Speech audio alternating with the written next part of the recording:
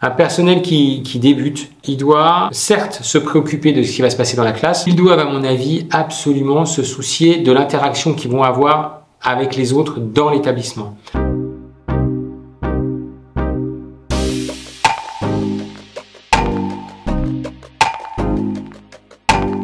De mon point de vue, ce qui est très important, c'est d'avoir une vision globale du fonctionnement de l'établissement. Même si on n'y a jamais mis les pieds, on a des souvenirs en tant qu'élève. Il y a toute une partie visible qu'on connaît, le proviseur, le CPE, l'adjoint, l'infirmière. Ça, c'est des choses qu'on connaît, c'est des fonctionnements qui sont habituels, mais il faut prendre un établissement comme une entité, comme une organisation dont on doit connaître les rouages, les acteurs, le rôle de chacun et où sont situées les sources d'information.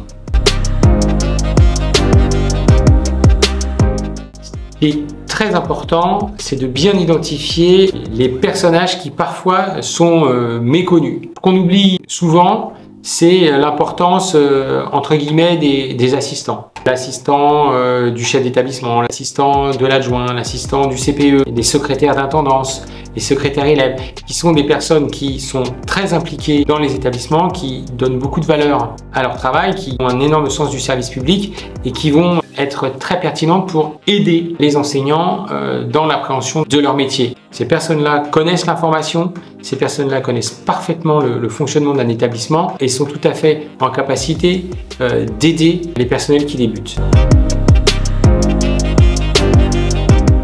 Et déconseiller d'arriver le matin, d'aller en salle des professeurs, de faire ses photocopies, de dire un bonjour rapide à ses collègues, de monter dans la salle de cours, de faire son cours, puis de repartir pour aller préparer ses cours et corriger ses copies. C'est le meilleur moyen de passer à côté déjà des personnes, mais de tout le fonctionnement de l'établissement.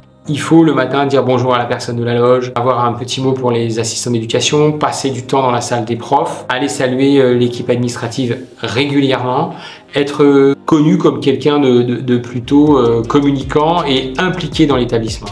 Il y a plein de choses qui sont de l'ordre de l'informel et qui nécessitent beaucoup d'échanges entre les acteurs. La deuxième chose dont il faut avoir conscience, c'est que la plupart des problèmes se règlent en équipe.